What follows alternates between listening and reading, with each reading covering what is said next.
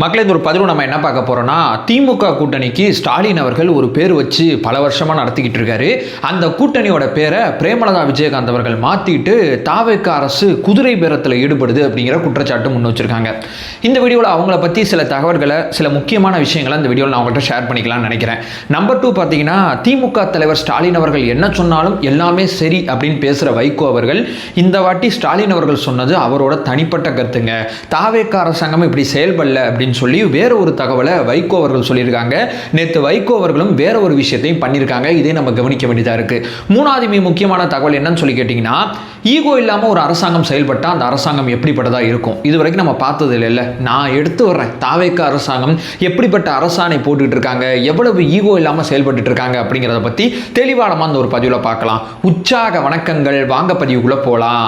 இப்போ முதல் விஷயம் மக்களே, அதாவது தமிழக வெற்றி கழகத்துக்கு ஆதரவாக நான் பேசிக்கிட்டு இருக்கேன். என்னோட வீடியோக்களில் வெற்றி கழகம் தமிழகம் அப்படின்னு நான் சொன்னால் கட்சியோட பேரே உனக்கு தெரியல, நீ என்ன ஆதரவு உட்காந்து பேசுறது தானே கேட்பீங்க. இப்போ இவங்க பிரேமலதா விஜயகாந்த் அவர்கள் திமுக கூட்டணியில் பயணிக்கிறாங்க. திமுக கூட்டணியோட பேர் என்னன்னு சொல்லி கேட்டிங்கன்னா, மதச்சார்பற்ற முற்போக்கு கூட்டணி அப்படிங்கிறது தான் திமுக கூட்டணியோட பேர். ஆனால் இவங்க அந்த கூட்டணி எப்படி அழைச்சிக்கிட்டு இருக்காங்கன்னா, மதச்சார்பற்ற வெற்றி கூட்டணி அப்படின்னு அழைச்சிக்கிட்டு இருக்காங்க. சரி, ஒரு தடவை அப்படியே ரேண்டமாக ஏதோ வாய் தவறி வந்துருச்சு போல அப்படின்னு நான் நினச்சேன். தேர்தலுக்கு முன்னாடிலேருந்து இப்படிதான் கூப்பிட்டுக்கிட்டு இருக்காங்க. தேர்தலில் இவங்க வெற்றி பெற்ற பிறகு இப்படித்தான் சொன்னாங்க. நேற்று சட்டசபையில் பேசும்போது இப்படித்தான் சொன்னாங்க.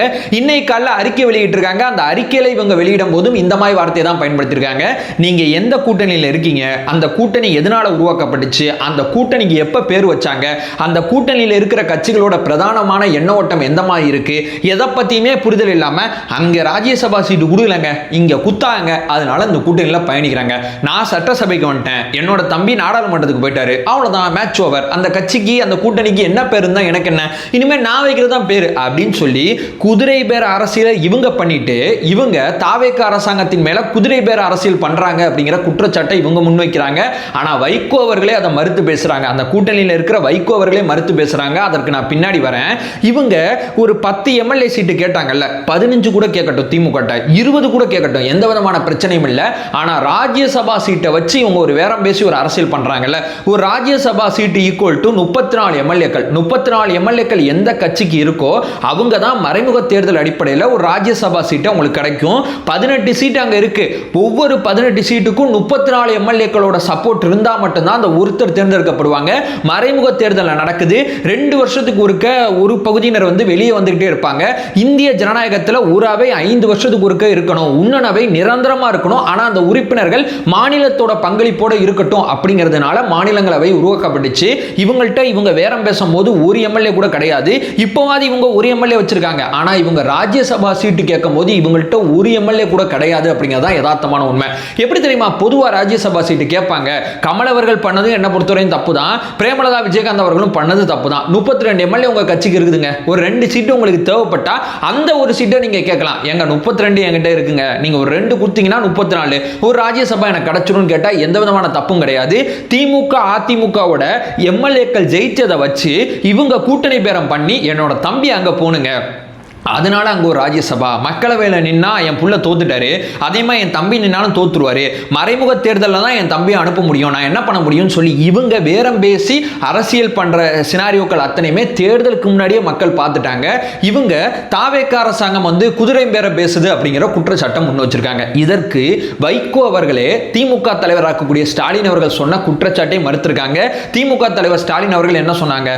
தாவேக அரசாங்கம் குதிரை பேர அரசியலில் ஈடுபடுது அப்படிங்கிற ஒரு விஷயத்தை சொல்லும் போது வைகோ அவர்கள் என்ன சொல்றாங்கன்னா, அது ஸ்டாலின் அவர்களோட கருத்துங்க, அதுல நான் ஒன்றும் சொல்றதுக்கு இல்லை, அவங்க விருப்பப்பட்ட ஆதரவு கொடுக்குறவங்கள ஏத்துக்கிறாங்க. இவங்க கடிதம் எழுதினது கம்யூனிஸ்டுகளுக்கு எழுதியிருக்காங்க, அந்த பக்கம் காங்கிரஸை கூப்பிட்டுருக்காங்க, இந்த பக்கம் விடுதலை சிறுத்தையை கூப்பிட்டுருக்காங்க. எங்கெங்கெல்லாம் கொள்கையெதிரி பாஜகவா அவங்க இருக்காங்களோ, எந்தெந்த கட்சிகள் இருக்கோ அத்தனை கட்சிகளை அழைச்சி இவங்க கூட்டணி வைக்க ஐடியா பண்றாங்க. திமுகவும் அதிமுகவும் ஒன்று சேர்ந்து ஆட்சிக்கு வர்றதுக்கு ஐடியா பண்ணும்போது அது பிடிக்காம ஒரு செட் ஆஃப் பீப்புள்ஸ் வெளியே தாவேக அரசாங்கத்துக்கு ஆதரவு கொடுக்குறாங்க. ஏன்னா இந்த அரசாங்கம் தான் மக்களால் தேர்ந்தெடுக்கப்பட்ட அரசாங்கமா இருக்கு, இவரை தான் மக்கள் தேர்ந்தெடுத்திருக்காங்க, அந்த தீர்ப்பை நாங்க மதிக்கிறோம் அப்படிங்கிறதுக்காண்டி ஆதரவு கொடுக்குறாங்க. அந்த ஆதரவை அவங்க ஏத்துக்கிறாங்க. ஏன்னா அவங்க கவர்மெண்ட்டுக்கு இங்க பெரும்பான்மை வேணும். இதுல எங்க குதிரை பேர அரசியல் வந்துச்சு, எங்க பணம் கொடுத்து வாங்கினாங்க, எங்க செஞ்சாங்க அப்படிங்கிறத வைகோ அவர்கள் சொல்லாம ரொம்ப தெளிவா திமுக தலைவராக இருக்கக்கூடிய ஸ்டாலின் அவர்கள் வச்சது அவரோட கருத்து அப்படிங்கிறத வைகோ அவர்கள் பேசியிருக்காருங்க. கொஞ்ச நாளா வைகோ அவர்களை நல்லா கவனிச்சு பார்த்தீங்கன்னா ஸ்டாலின் அவர்கள் என்ன சொல்லுவாரோ அதை வழிமொழிஞ்சுக்கிட்டு தான் இருப்பாரு. எனக்கு தெரிஞ்சு ரொம்ப நாட்களுக்கு அப்புறம் ஸ்டாலின் அவர்களோட கருத்தை வைகோ அவர்கள் எதிர்த்து பதிவு செஞ்சிருக்காரு. அவரோட 2 எம்எல்ஏ இருக்காங்கல்ல உங்க கட்சியில, அவங்க நேற்று சட்டசபைக்கே வரல. அதாவது சட்டசபையில் பெரும்பான்மை எப்படி நிரூபிக்கிற அந்த தீர்மானம் எப்படி நடக்கும்னா, எவ்வளவு பேர் அவைக்கு வந்திருக்காங்களோ அதான் கணக்கு. அந்த 2 பேரை இவர் அவைக்கு அனுப்பல. இப்போ ஒரு பேச்சுக்கு வந்து இப்ப பெரும்பான்மை விஷயத்துல ஏதோ ஒரு சிக்கல் இருக்கும்போது இந்த 2 எம்எல்ஏ வந்து இல்லாம இருந்திருந்தாங்கன்னு வைங்களேன், அந்த சமயத்துல அது தாவேக்காக்கு பேருதவியா இருந்திருக்கும். ஆனா தாவேக்கா 144 எம்எல்ஏக்களோட ஒரு பெரிய மெஜாரிட்டில அங்க நம்ம பெரும்பான்மை நிரூபிச்சிட்டோம். ஆனா வைகோ அவர்கள் தார்மீகம் அடிப்படையில் என்னோட 2 எம்எல்ஏக்கள் அங்க போவேணாம், ஏன்னா அந்த அரசு மக்களால் தேர்ந்தெடுக்கப்பட்டிருக்கு, அதுக்கு நான் இடையூறா இருக்க மாட்டேன் அப்படின்னு சொல்லி ஒரு நிலைப்பாடு எடுத்திருக்காருங்க. ஆனா வைகோ அவர்கள் ஒரு நிலைப்பாடு எடுக்கிறாரு, பிரேமலதா விஜயகாந்த் அவர்கள் ஒரு நிலைப்பாடு எடுக்கிறாங்க. மதச்சார்பற்ற முற்போக்கு கூட்டணி அப்படிங்கிற அந்த சொல்லாடலை பிரேமலதா விஜயகாந்த் அவர்கள் பயன்படுத்தாமையே அந்த கூட்டணியில் பயணித்துக்கிட்டு குதிரை பேர் அரசியல் பண்ணுது தாவேக்கா அப்படிங்கிற ஒரு குற்றச்சாட்டை முன்வைக்கிறாங்க. தமிழக மக்கள் அத்தனை பேருமே பார்த்துட்டு இருக்காங்க. ஏன் அந்த கூட்டணியில் இருக்கிற வைகோ அவர்களே ரொம்ப தெளிவாக பதில் சொல்லிட்டார் அப்படிங்கிறது யதார்த்தமான உண்மை. இது 2வது செய்தியாக தள்ளி வச்சிருங்க. இப்போ 3வதுங்க, இவ்வளோ கஷ்டப்பட்டு இவ்வளோ பேரோட ஆதரவை வாங்கி அவர் சொல்லி அங்கே போய் இங்கே போயின்னு சொல்லி ஒரு அரசாங்கத்தை அவர் அமைச்சு இப்படி நிற்கிறார்ல, என்ன தெரியுமா காரணம்? ரொம்ப சிம்பிளுங்க. அவர் நன்றிக்கடன் செலுத்த தான் வந்திருக்கேன் அப்படிங்கிற விஷயத்த ஃபர்ஸ்ட் டேலேருந்து சொல்லிட்டு இருக்காரு. கட்சி ஆரம்பிச்சதுலேருந்து இப்போ அந்த நன்றிக்கடனை ஈகோ இல்லாமல் செலுத்திக்கிட்டு இருக்கார். ஒரு 717 கடைகளை உடனடியாக மூடுறதுக்கான வேலை போயிட்டு இருக்கு. 2 வாரத்துக்குள்ள ஏகப்பட்ட கடைகள் இப்போ அங்கங்கே மூடிட்டாங்க. 2 வாரத்துக்குள்ள அந்த 717 கடைகளும் மூடப்படும் அப்படிங்கிறது யதார்த்தமான உண்மை. அதுக்கப்புறம் என்ன பண்றாரு, டாஸ்மார்க்ல 21 வயசு கீழே யாராவது மது வாங்கினாங்கன்னா மது கொடுக்காதீங்க. அதாவது 2003 இந்த சட்டம் இருக்கு, அந்த சட்டத்தை தீவிரமா அமல்படுத்துங்க அப்படிங்கிற விஷயத்த சொல்றார். சந்து கடையில் வந்து நேற்று சௌமியா அன்புமணி அவர்கள் சொன்னாங்க, இந்த வந்து நேரம் கடந்து இந்த மாதிரி மது விற்பனை பண்றது, சந்து கடையில் விற்பனை பண்றது, இதெல்லாம் இந்த அரசாங்கம் தடுக்கணும் அப்படிங்கிற ஒரு விஷயத்தை வந்து சட்டசபையில் பதிவு பண்ணாங்க. இன்னைக்கு உட்கார்றாரு, இன்னைக்கு சொல்றாரு, சட்டசபையில் சொல்லப்பட்டது போல இந்த விமர்சனத்தை ஏத்துக்கிட்டு காவல்துறை என்ன சொல்லியிருக்காங்க, நீங்க நேரத்தை கடந்து நீங்க மது விற்பனை பண்ணா நாங்க கண்காணிப்போம் அப்படிங்கிற விஷயத்தை சொல்லியிருக்காங்க. அடுத்து என்ன பண்றாரு, போன ஆட்சியோட திட்டங்கள் அத்தனையுமே செயல்படுத்தப்படணும்னு சொல்லும்போது இப்ப புதுமை பெண்ணா அரசு பள்ளியில படிச்சுட்டு அரசு கல்லூரியை நோக்கி நகர்ந்த பெண் குழந்தைகளுக்கு மாசம் 1000 ரூபாய் பணமானது அரசாங்கம் கொடுத்துக்கிட்டு இருக்காங்க. தமிழ் புதல்வன் அதே மாதிரி தான், அரசு பள்ளி 6 to 12 வரைக்கும் நீங்க அரசு பள்ளியில படிச்சு நீங்க கல்லூரிக்கு போனீங்கன்னா உங்களுக்கு மாசம் 1000 ரூபாய் கிடைக்கும். இந்த 2 ஸ்கீமை உடனடியாக அமல்படுத்திட்டாரு. இந்த 2 ஸ்கீமுக்கு தேவைப்படுற பணத்தை கரெக்டா போட்டார். ஆனா இந்த கலைஞர் உதவி தொகைன்னு சொல்லி மாசம் பெண்களுக்கு 1000 ரூபாய் கொடுத்துக்கிட்டு இருக்காங்கல்ல, இந்த பணம் என்னால் இப்போதைக்கு கொடுக்க முடியாது, கொஞ்சம் டைம் கொடுங்க, ஏன்னா நான் அது கொஞ்சம் ரீஸ்ட்ரக்சர் பண்ற மாதிரி இருக்கேன் அப்படிங்கிற ஒரு விஷயத்த சொல்றாப்ல. இந்த பக்கம் தெரியும் பார்த்தீங்கன்னா, அந்த பெண்களுக்காக மிக முக்கியமா சிறப்பு காவல் படை ஒன்று உருவாக்குனார்ல, அந்த படை செயல்பாட்டுக்கு வர ஆரம்பிச்சிருச்சு. ஏகப்பட்ட மாவட்டங்களில் கூடிய சீக்கிரம் தொடங்கப்படும் அப்படிங்கிற செய்தி வருது.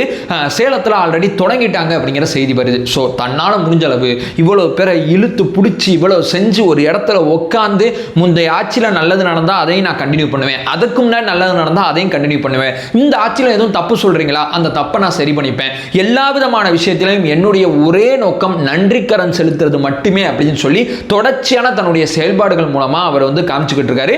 நான் முன்னாடி போன வீடியோவில் சொன்னபடிதான் ஜோசியர் அவர்களை வந்து நீங்கள் வந்து நியமிச்சது தப்புன்னு சொல்லும்போது நான் வாபஸ் வாங்கிக்கிறேன்ப்பா, சட்டசபையில் என்ன சொன்னார், நான் வந்து இதை பற்றி ரீத்திங் பண்ணுறேன்னாரு, வெளியே போயிட்டு வாபஸ் வாங்கிட்டு போயிட்டே இருக்கார்.